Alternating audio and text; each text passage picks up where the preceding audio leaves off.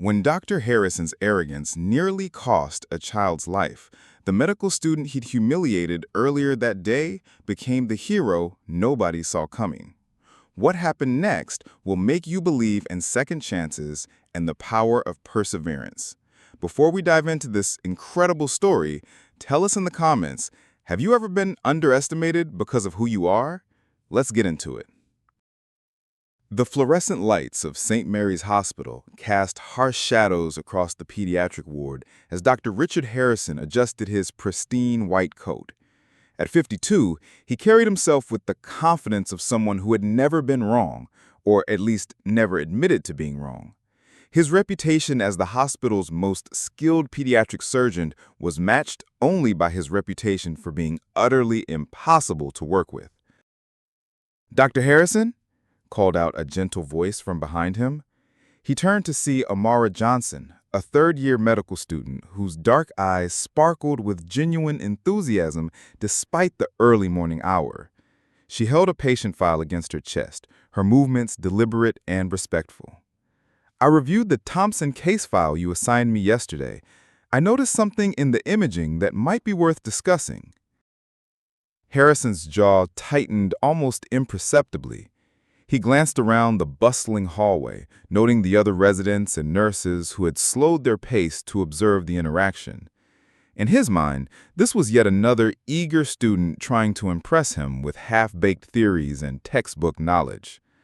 "Miss Johnson," he said, his voice carrying the weight of condescension, "I appreciate your enthusiasm, but I've been performing surgery since before you were born. If there was something to see in those scans, I would have seen it." He didn't bother to look at the file she was offering. "Perhaps you should focus on learning the basics before attempting to question the diagnosis of someone with my experience." Amara's face flushed slightly, but she maintained her composure. "Dr. Harrison, I understand your expertise, but I spent 4 years studying biomedical engineering before medical school. The enhancement techniques I learned might reveal—" "Enhancement techniques?" Harrison's laugh was sharp and dismissive. "This is medicine, not a computer science project. We deal with real patients here, not theoretical algorithms." He stepped closer, his voice dropping to a tone that somehow managed to be both quiet and cutting. "I suggest you stick to what you're qualified to handle, taking vital signs and updating charts. Leave the real medical work to those of us who've earned the right to make life and death decisions." The hallway had gone noticeably quiet. Amara felt the weight of every stare, every whispered conversation that would surely follow. But what hurt most wasn't the public humiliation, it was the dismissal of her genuine concern for 8-year-old Tommy Thompson, who lay in room 304 with symptoms that didn't quite add up. "Of course, Dr. Harrison," she said softly, her voice steady despite the storm of emotions churning inside her. "I apologize for overstepping." As Harrison strode away, his shoes clicking authoritatively against the polished floor, Amara stood motionless for a moment. Nurse Patricia Martinez, who had witnessed the entire exchange, approached with a sympathetic expression. "Don't let him get to you, honey. He's like that with everyone. It's not personal." But Amara knew better. She had seen the way Harrison's eyes had lingered on her natural hair, the way his tone had shifted when he saw her name on the duty roster. She had faced this kind of dismissal before, not because she was unqualified, but because she didn't fit the image of what some people expected a doctor to look like. That evening, Amara found herself back in the hospital library, surrounded by medical journals and her laptop. She couldn't shake the feeling that something was wrong with Tommy's case. This 7-year-old had been admitted with severe abdominal pain, and while Dr. Harrison had diagnosed appendicitis, something about the boy's symptoms nagged at her. Her background in biomedical engineering had taught her to look at problems from multiple angles, to question assumptions, and to trust data over intuition. She pulled up Tommy's CT scans on her laptop, running them through an enhancement algorithm she had developed during her undergraduate thesis. "There," she whispered to herself, leaning closer to the screen. What appeared as normal tissue to the naked eye revealed subtle density variations when processed through her algorithm. The pattern was consistent with intussusception, a condition in which one part of the intestine slides into another, potentially more dangerous than appendicitis if left untreated. Her heart raced as she cross-referenced her findings with Tommy's symptoms. The intermittent pain, the way he drew his knees to his chest, the slight pallor that everyone attributed to general illness, it all made sense now. But who would listen to her? Dr. Harrison had made it clear that her opinion wasn't welcome. Still, she couldn't ignore what she had discovered. A child's life might be at stake. The next morning, Amara arrived at the hospital earlier than usual, hoping to catch Dr. Harrison before his rounds. She found him in the surgeon's lounge, reviewing surgical schedules while sipping coffee from a mug that read, "World's Best Surgeon," a gift from his daughter that he displayed with genuine pride. "Dr. Harrison," she began carefully, "I know you asked me to focus on basic duties, but I'm concerned about Tommy Thompson. I believe there might be an error in the diagnosis." Harrison looked up from his schedule, his expression already hardening. "Miss Johnson, I thought I made myself clear yesterday. Your job is to observe and learn, not to second-guess qualified physicians." "Please, just look at this," Amara pressed, extending her laptop toward him. "I ran the scans through an enhancement algorithm that can detect subtle tissue variations. The patterns suggest intussusception, not appendicitis." Harrison's face flushed with irritation. "Are you seriously telling me that you know better than a physician with 25 years of experience? This is exactly the kind of arrogance that gets people hurt." He stood up abruptly, his chair scraping against the floor. "I want you to stay away from my patients. Focus on your assigned duties, or I'll have you removed from this rotation." As he stormed out of the lounge, Amara felt a familiar weight settle in her chest. She had been here before, dismissed, underestimated, treated as if her contributions were worthless. But this time, it wasn't just about her pride. It was about Tommy. Later that afternoon, chaos erupted in the pediatric ward. Tommy Thompson had been scheduled for an appendectomy, but as the surgical team prepared him for surgery, his condition suddenly deteriorated. His blood pressure dropped, his pain intensified, and he began showing signs of severe distress. "What's happening?" demanded Dr. Harrison as he rushed into the pre-op area.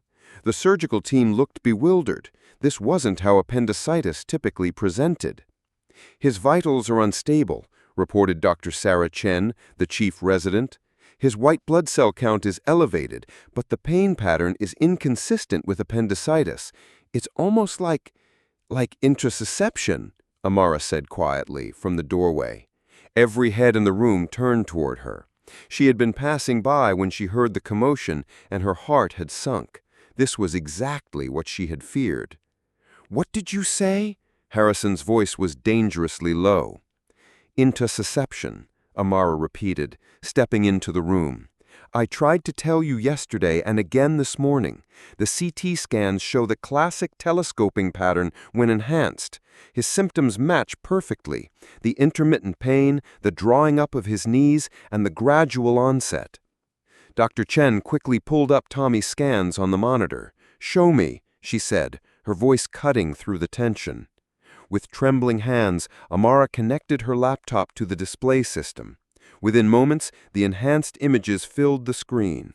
The subtle density variations she had identified were now clearly visible to everyone in the room. "My God," whispered Dr. Chen. "She's right. Look at the intestinal wall thickness here and the way the tissue layers are compressed. This is definitely intussusception."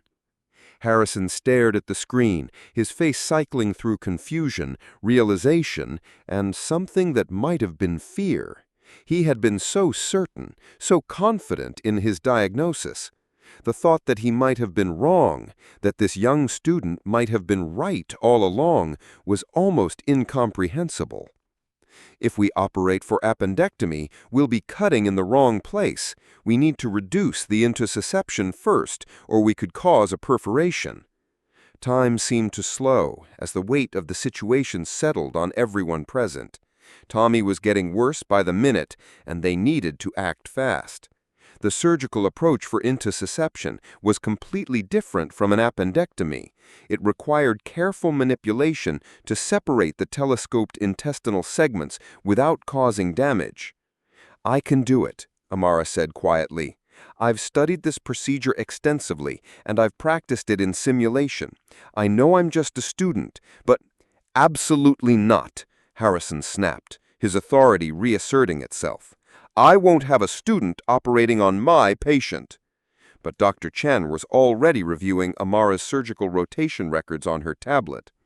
"Actually, Dr. Harrison, Amara has the highest simulation scores in pediatric surgery of any student in the past 5 years. She's also completed advanced laparoscopic training. With Tommy's condition deteriorating, we need our best option, not our most senior." The room fell silent, except for the steady beeping of Tommy's monitors. Harrison looked at his patient, a small boy whose life hung in balance, and then at Amara, whose steady gaze reflected both determination and compassion. He said, "Fine. So when I get back to New York, we're going to go to the Jan, and there's a PhD student with Tel Aviv, whose name is Adelson Sachs. Then I'm going to show you and what we're going to do is compare them to wiki biomedical drafts. The Toast web search I did to just see who's on the market. He has done a database of the medical lines, and it's really fascinating because he's done this too. And then we're going to compare there's another database from Korea. Fine," he said finally, though the words seemed to physically pain him. "But I'll be supervising every move." What happened next would become legend in the halls of St. Mary's Hospital.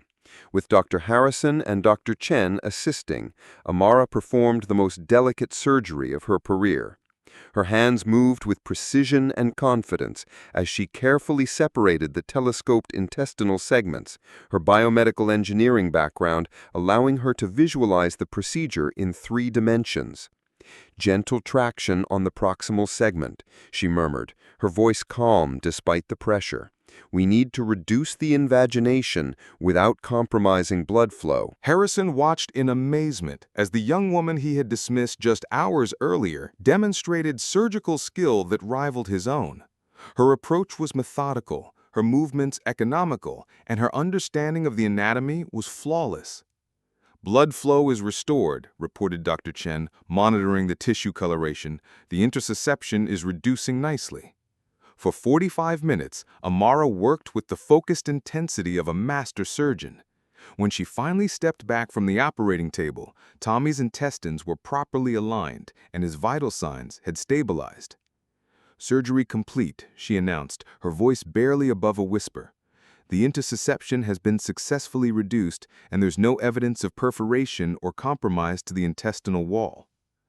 As the surgical team began closing the incision, Harrison found himself staring at Amara with an expression he hadn't worn in years, genuine admiration mixed with profound humility. Later, as Tommy recovered in the pediatric ICU, Harrison approached Amara in the hallway. She was updating the patient's chart, her movements still carrying the residual tension of the life-saving surgery she had just performed. "Amara," he said quietly, using her first name for the first time. She looked up, expecting another confrontation, but instead found something unexpected in her eyes: vulnerability. "I owe you an apology," he continued, his voice barely audible. "Not just for today, but for yesterday, and for every time I've dismissed you or anyone else based on assumptions rather than merit." He paused, struggling with words that didn't come easily. "You saved Tommy's life today, and I nearly prevented you from doing so because of my own pride and prejudice." Amara studied his face, seeing not the arrogant surgeon she had known, but a man confronting his own failures. "Dr. Harrison, we all make mistakes. What matters is what we do next. What I do next is make sure this never happens again. I've already spoken with the chief of surgery about implementing new protocols for diagnostic reviews, and I want you to know that I'll be recommending you for the advanced surgical residency program. The impact of that day in St. Mary's Hospital rippled in ways that surprised everyone.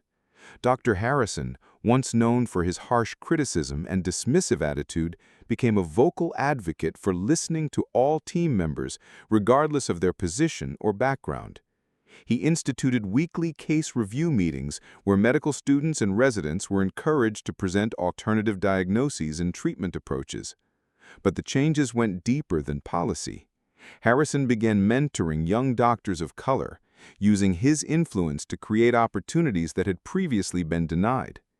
He partnered with Amara to develop a program that combined medical training with biomedical engineering, recognizing that innovation often came from unexpected places.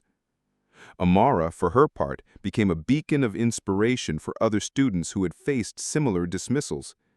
She completed her residency with honors and eventually became the youngest chief of pediatric surgery in the hospital's history. But she never forgot the lesson of that day, that speaking up for patients, even when it's difficult, is the most fundamental responsibility of a physician. Tommy Thompson made a full recovery, and his parents became advocates for medical diversity and inclusion, sharing their story at medical conferences and community events. They understood that their son's life had been saved not just by skilled surgery, but by the courage of a young woman who refused to be silenced. The story of Dr. Harrison and Amara Johnson became a case study in medical schools across the country, teaching future physicians about the dangers of unconscious bias and the importance of creating inclusive environments where all voices are heard. It reminded everyone that in medicine, as in life, the most important qualification is not the color of one's skin or the prestige of one's background, but the depth of one's compassion and the strength of one's commitment to helping others. Years later, when Harrison was asked about the most important lesson of his career, he would always reference that day in the pediatric ward. "I learned that wisdom can come from anywhere, and that true leadership means having the humility to listen, especially when the voice speaking is one you've never heard before." And Amara, now Dr. Amara Johnson, would tell her own students that the greatest victories in medicine don't come from proving others wrong, but from proving that caring for patients transcends all other considerations. She would remind them that sometimes the most powerful thing you can do is simply refuse to give up on what you know is right. The enhanced CT scan that had started it all was eventually published in a medical journal with both Harrison and Amara as co-authors. But more importantly, it served as a reminder that in medicine, as in life, the most crucial diagnoses often come from looking at familiar problems in new ways, and from having the courage to speak up when something doesn't feel right. What did you think of Dr. Harrison and Amara's story? Share your thoughts in the comments and tell us about a time when standing up for what's right made all the difference. And don't forget to subscribe for more inspiring tales that remind us of the power of perseverance and the importance of never giving up on doing what's right.